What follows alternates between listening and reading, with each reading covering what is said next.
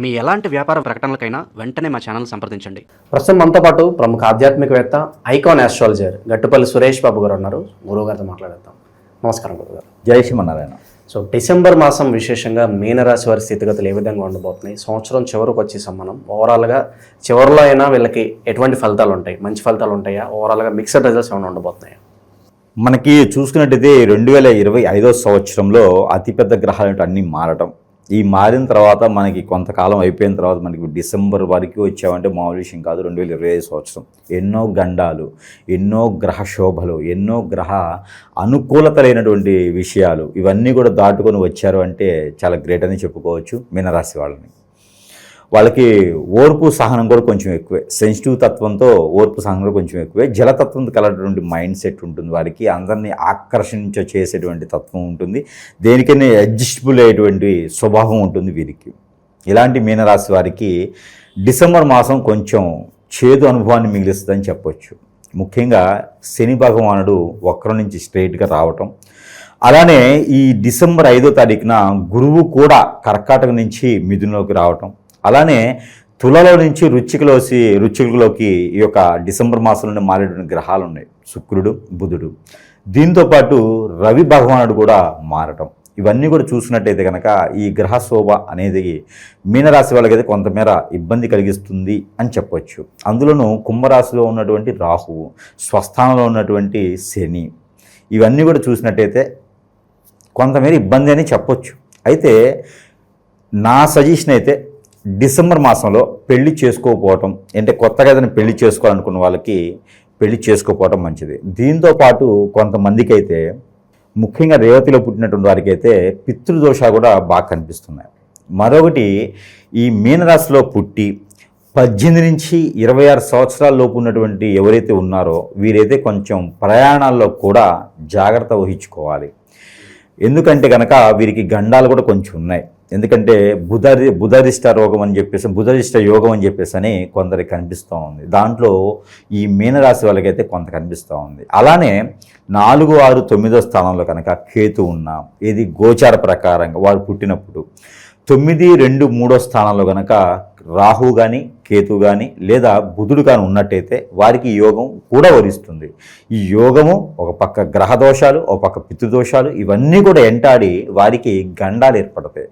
ఆ ప్రయాణం చేసేప్పుడు కానీ, ప్రయాణం ఒకటే కాదు, ఎవరితోనైనా మాట్లాడేటప్పుడు కూడా అది తగాదవుతుంది. ఏం బాబు బాగున్నావా అంటే నన్ను నువ్వు బాబు అంటావా అని కొడతారు. అంటే ఆ పరిస్థితి ఏర్పడుతుంది. కాబట్టి డిసెంబర్ మాసం మొత్తం కూడా, అంటే జనవరి 7వ తారీఖు వరకు కూడా, ఇది 2026 సంవత్సరం జనవరి 7వ తారీఖు వరకు కూడా మీనరాశి వారైతే కొంత కాదు పూర్తిగా జాగ్రత్త అనేది ఉండాలి. మరొకటి, మూలిగేనైతే తాడిగా పడింది అన్నట్టుగా మనం ఈ పరిస్థితిలో ఉన్నారు. వీరికి లేనివాడు, ఉన్నవాడు, లేకపోతే పేదవారు, దిక్కివారు, బుక్కివారు అనేది ఏమి ఉండదు. గ్రహరీత్యా బాగలేదు అంటే బాగలేదనే అర్థం. కాబట్టి ఆ రకమైనటువంటి జాగ్రత్తలు ఖచ్చితంగా తీసుకోవాలి. ఇదే ఉంది కదా అనుకుంటే మరొకటి, ఆరోగ్య సమస్యలు కూడా కొంచెం బాధిస్తున్నాయి డిసెంబర్ మాసంలో. ఈ ఆరోగ్య సమస్యలు వచ్చేసి, కుజుడు సరైనటువంటి స్థానంలో లేడు, శని సరైనటువంటి స్థానంలో లేదు. మీరు 4 అడుగులు వేద్దామని తినేసి వాకింగ్ చేస్తుంటారు. వాకింగ్ చేస్తూ కాళ్ళు పట్టేస్తాయి. దేనికి పట్టేస్తాయి కూడా తెలియదు. మరి హాస్పిటల్కి వెళ్ళి టెస్ట్ చేస్తే ఏం దొరకదు. అయితే ఆటోమేటిక్లీ ఏంటంటే శని భగవాన్ యొక్క అశుభ దృష్టి అనేది ఇప్పుడు మొదలైంది వీరికి. ధనపరంగా ఎలా ఉంటుందంటారు? రూపాయి దాచుకునే అవకాశాలు కనిపిస్తున్నాయి అంటారు? ఉంటే దాచుకుంటారు, లేని ఏం దాచుకుంటారు. ఉన్నవారికి అయితే అట్లా ఉండిపోతుంది, కానీ కొత్తగా సంపాదించేది అయితే కనిపించట్లేదు ఈ మాసంలో. ఎందుకంటే గ్రహాలు ఏది కూడా వీరికి అంత సానుకూలంగా అయితే అధిక ఖర్చులు ఎక్కువగా ఉండే అవకాశం ఉందంటారు? ఉంటాయి. ఎట్లా అంటే వీరికి ఆరోగ్యపరంగా చూసుకున్నట్లయితే కనుక ఎక్కడెక్కడ నరాలు పట్టేయటం, బోన్స్ పెయిన్స్ రావటము, కండరాల్లో నిప్పులు రావటము, బ్లడ్ సర్క్యులేషన్ ఆగిపోవటము లాంటివి వచ్చి లంగ్స్ ప్రాబ్లం రావటంలో కూడా కొంతమందికి జరుగుతుంది. అది కూడా శని 8, 6వ స్థానంలో గోచార ప్రకారంగా ఉన్న వారికి వయసుతో సంబంధం లేదు. పుట్టినప్పుడు కనుక శని 6, 9లో కానీ 6, 8లో కానీ ఉన్నట్టయితే, రవి 2, 4వ స్థానాల్లో ఉన్నట్టయితే కనుక ఖచ్చితంగా వారికి హార్ట్కి సంబంధించినటువంటి సమస్యలు వచ్చేలా ఉన్నాయి. కాబట్టి వీరందరూ కూడా ఆవేశపడకుండా ఆలోచింపజేస్తూ ఎక్కువగా బ్రెయిన్కి స్ట్రెస్ ఇవ్వకుండా ఉండాలి. అలానే వీరికి ఆర్థిక సమస్యలు కూడా కొంతమేర బాగున్నాయని చెప్పొచ్చు. వీరికి ఇచ్చిన డబ్బులు రాకపోతే, అలానే ఇంకొకటి ఉంది వీళ్ళలో, మానసిక రోగం అంటారు. అంటే ఏదో చేద్దాం అనుకుని ఏమీ చేయలేక నిస్సహాయంగా ఉండడం ఒకటి. రెండోది అసలు ముఖ్యమైనటువంటి విషయం ఏంటంటే ఎప్పుడో ఎక్కడో గొడవలు అవుతాయి, అవన్నీ వదిలేసి వస్తారు. ఇప్పుడు ఏదైనా పార్టీ విభేదాలు, తగాదాలు, వర్గీకుల తగాదాలు ఉంటాయి కదా, అవన్నీ సమసిపోయినటువంటి కాలం ఉండి అవన్నీ కూడా ఇప్పుడు మళ్ళీ వెలుగు తీసేటువంటిది పరిస్థితి ఏర్పడుతుంది అనమాట. అంటే మూడు వచ్చినప్పుడు పాకిస్తాన్ బాంబు వేస్తాడు కదా, ఆ టైపులో ఆ శత్రువుల యొక్క బలం పెరిగి మన మీదకి చుచ్చుకు వచ్చేటువంటి అవకాశాలు కూడా మెండుగా ఉన్నాయి. కాబట్టి డిసెంబర్ మాసం మొత్తం కూడా చూసినట్టయితే 2025 సంవత్సరం మొదలైన తర్వాత ఈ 11 మాసాలు వెళ్ళిపోయినటువంటి ఒక లెక్క అయితే, డిసెంబర్ మాసం నుంచి బయటికి రావడం అనేది ఒక పక్కన మంచి ఒక లెక్క అన్నమాట వీరికి. కాబట్టి ఈ డిసెంబర్ మాసంలో అత్యద్భుతంగా వీరు ఎదగాలనుకుంటే ఒక్కటే మార్గం, దేవుని ధ్యానం. ఎవరిని కదిలించకుండా, ఎవరితో మాట్లాడకుండా. మరొక విషయం, ఎఫ్ఐఆర్స్ లాంటివి కూడా వీరు ఎక్కువగా సవి చూసుకోకూడదు, జాగ్రత్తగా చూసుకోవాలి. పిల్లల్ని, పెద్దల్ని, బాధ్యతని జాగ్రత్తగా నిర్వర్తించుకోవాలి. అంతేగాని పొరుగు, ప్రఖ్యాత, హోదా, ఒలుకుబడి, నేను అది చేయకూడదు, ఇది చేయకూడదు, నేను అలా ఉండాలి, ఇలా ఉండాలని చెప్పేసి ప్రెస్టీజ్ కోసం వెళ్తే ఖచ్చితంగా పప్పులో కాలేసినట్టే.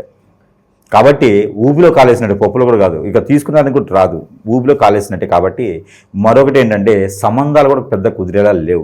ఎవరైనా రాజకీయ నాయకులు కానీ, రాజకీయ రంగంలో ఉన్న వారు కానీ కొత్తగా పదవులు కావాలన్నా ఎవరో వచ్చి నమ్మించినా కూడా మీరు నమ్మకండి.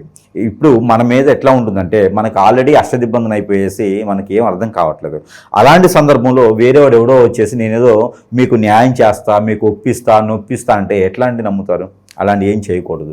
కాబట్టి జాగ్రత్తగా ఉండడం చాలా మంచిది. ఇప్పుడు గురుగారు అష్టదిగ్బంధన అన్నారు, మనము వీడియో చివరిలో ఎలాగో రెమెడీస్ చెప్తాం. సో కొంతమంది ఉంటారు, గురుగారు మీరు రెమెడీస్ చెప్తున్నారు అయినా కూడా మాకు అంతగా పాజిటివ్ అవ్వట్లేదు, మంచి జరగట్లేదు అనే వాళ్ళు ఉంటారు. సో ఓవరాల్గా ఎక్కడ తప్పు జరుగుతుంది అంటారు? ఇక్కడ ఏమవుతుందంటే మనకి అన్ని రకాలు చూస్తున్నట్టయితే ఈ రోజుల్లో మనం అనుకుంటాం ఒకప్పుడు ఏమయ్యేదంటే మంచి గురువులు ఉండేవారు, ఈరోజు మంచి వాళ్ళు ఉన్నారు నాలాంటి వాళ్ళు. కాబట్టి అంటే అందరూ మంచి వాళ్ళని చెప్పలేం కదా, అందుకని నాలాంటి వాళ్ళు మంచి వాళ్ళు అంటున్నారు. కాబట్టి ఇక్కడ ఏంటంటే ఇక్కడ జాతకంలో సమస్యలు అనేది ఒకప్పుడు మనకి ఏదైనా సమస్య వచ్చినప్పుడు జాతకం చూపిస్తే ఆ జాతకాన్ని తగ్గట్టు పరిష్కారం చేపిస్తే సమస్యకి పరిష్కారం దొరికేది, ఆ విధంగా మనం ముందుకెళ్ళే వాళ్ళం. ఈ రోజుల్లో ఏమవుతుందంటే అప్పట్లో కోపాలు కోట్ల వచ్చినా కూడా ఎదురుగా వచ్చి మాట్లాడుకుని వెళ్ళిపోయేవారు. ఈరోజు అలా లేదండి. ఈరోజు ఏమవుతుందంటే ప్రతి ఒక్కరి మీద వ్యసనం, కుళ్ళు, రంది అన్ని రకాలుగా ఉండేసి ఎదుటి వాళ్ళని కొట్టలేక, ఎదుటి వాళ్ళని ఇబ్బంది పెట్టలేక అంత అవసరం కూడా ఉండదు. చేతికి మట్టి అంటుకోకుండా ఈ రోజుల్లో చాలామంది స్వామీజీలు ఉన్నారు.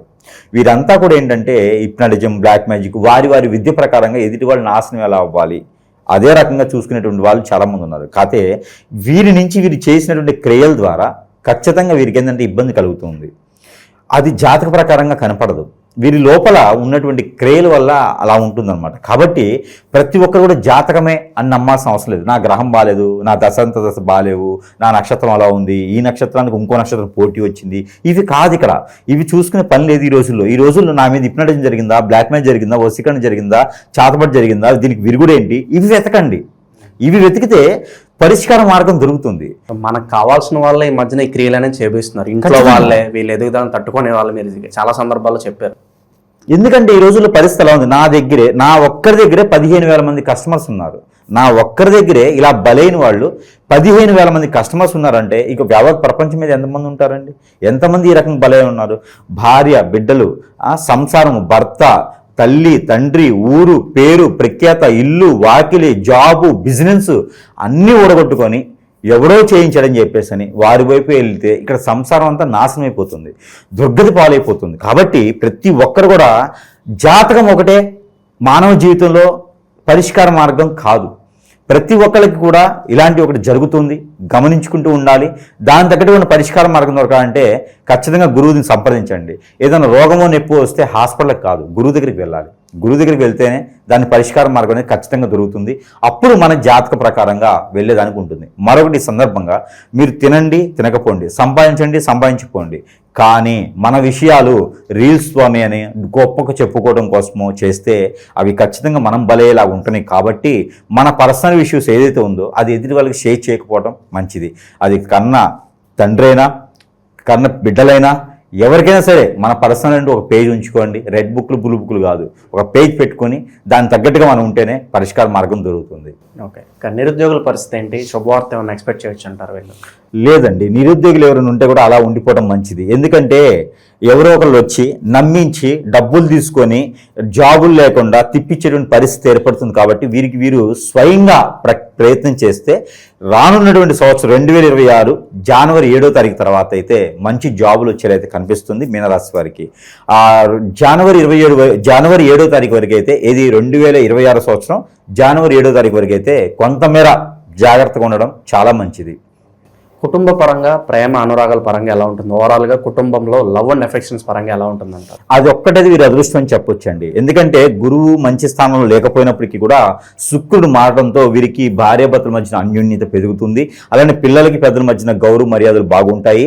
అందరూ కూడా వీరు పడేటువంటి కష్టాలకి, వీరు పడేటువంటి బాధలకి, వీరు పడేటువంటి స్ట్రెస్కి అందరూ కూడా చేదోడు వాదోడుగా వచ్చేసి సహాయం చేస్తారు. కాబట్టి అదొక్కటి మాత్రం వీరి అదృష్టం అని చెప్పుకోవచ్చు. గురుగారు, ఇక చివరగా వ్యాపారస్తుల పరిస్థితి ఏంటి? ఈ టైంలో ఇన్వెస్ట్మెంట్స్కి దూరంగా ఉంటేనే బెటర్ అంటారా? అలాగే ఉద్యోగస్తుల పరిస్థితి ఏంటి? వాళ్ళు పడిన కష్టానికి ప్రతిఫలం ఉంటుందంటారా? ఇప్పుడు మీనరాశి వాళ్ళు మనం గమనించినట్టయితే కనుక కొత్తగా వ్యాపారాలు చేసేదానికి అయితే బాగలేదు. ఎవరైనా వచ్చి నమ్మించి చేస్తే కనుక అది మోసం. కాబట్టి నమ్మకూడదు. ఎంత నమ్మకంగా ఉండేనా మన దరిద్రం బాగాలేకపోతే మోసపోతాం. కాబట్టి నమ్మడానికి లేదు. ఇక జాబులు అయితే ఉన్న జాబ్ చేసుకుంటూ పోవాలి, కానీ కొత్త జాబులకి అయితే చూడొద్దు. ఎవరిని నమ్మొద్దు, నమ్మి డబ్బులు పెట్టొద్దు. బ్యాక్ డోర్ ద్వారా, ఫ్రంట్ డోర్ ద్వారానే మనం పై డోర్ వెళ్ళిపోతాం. కాబట్టి చేయకూడదు.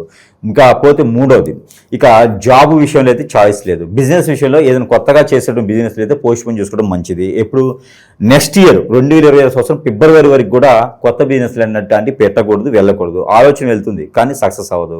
పార్ట్నర్షిప్ వ్యాపారాలైనా పనికిరావు. కాకపోతే ఉన్న వ్యాపారాలు ఏమైనా ఉంటే అవి ఉన్నట్టుగా కొనసాగించుకుంటే బాగుంటుంది తప్పితే కొత్తగా వెళ్ళడానికి అయితే లేదు.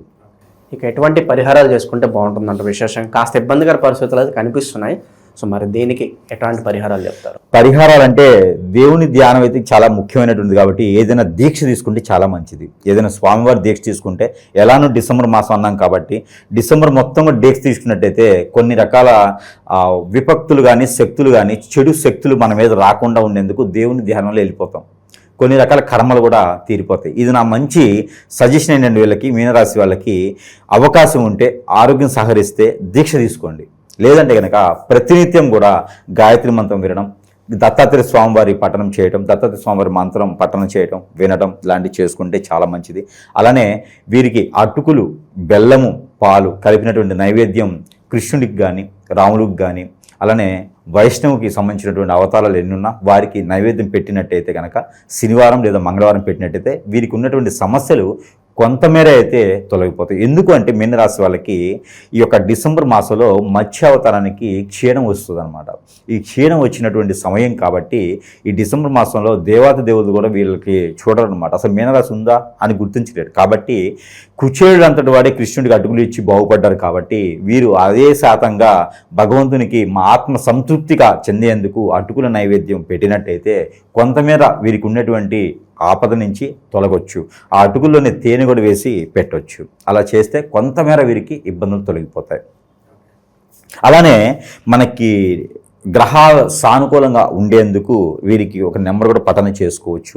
అలానే 776843 అనే ఈ నంబర్ని కూడా పఠనం చేయొచ్చు. ప్రతిరోజు కూడా ఏదైనా డ్రై ఫ్రూట్ చేతిలో పెట్టుకొని నంబర్ని పఠనం చేయొచ్చు. ఇది వచ్చేసి 155 సార్లు 155 టైమ్స్ పఠనం చేసుకుంటే కనుక అన్ని రకాలు బాగుంటుంది. దానితో పాటు ఇంకా గురుగారు మరి ఇన్ని రకాల ఇబ్బందులు ఉన్నాయి కదా, మరి మాకు సంబంధించి మీ దగ్గర ఏమైనా ఉన్నాయంటే అందరికీ తెలిసిన విషయమే.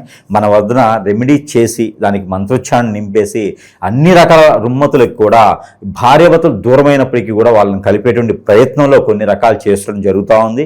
ఇది అందరి ఆదరణ చాలా బాగుంది ఇప్పుడు మనకి. కాబట్టి వారి కోసమైతే కనుక మనము మంత్రోచ్చారణ చేసినటువంటి ఈ యొక్క సెంటు బాటిల్, ఈ సెంటుని కనుక అప్లై చేసుకుంటే గ్రహరీత్యా కొంతమేరైనా వారికి ఉపశమనం లభించవచ్చని చెప్పొచ్చు. ఆర్థికపరమైనటువంటి ఇబ్బందుల గురించి వీళ్ళకి తీసుకోవచ్చు. దాంతోపాటు సాంబ్రాణి, ఇంట్లో ఏదన్నా అష్టదిబ్బంది చేసినా, ఎవరైనా హిప్నటిజం బ్లాక్ మ్యాజిక్ ఇంట్లో చేసినా కూడా ఆ నెగిటివిటీ పోయేదానికి ఈ సాంబ్రాణి ధూపం సాయం సంధి వేళలో వేసుకోవాలి. వేసుకున్నట్టయితే అన్ని రకాల రుమ్మతులు కూడా వారికి కొంతమేర ఉపశమనం లభిస్తుంది. ఇక అన్ని రకాల ఇబ్బందులు తొలగేందుకు అష్టదిబ్బందన ముడుపు, ఇందులో సర్వము ఉంటాయి. మనకి నెగిటివిటీ ఏదైతే ఉందో అది పోయేందుకు ఏమేం కావాలో అవన్నీ లభిస్తాయి ఇందులో.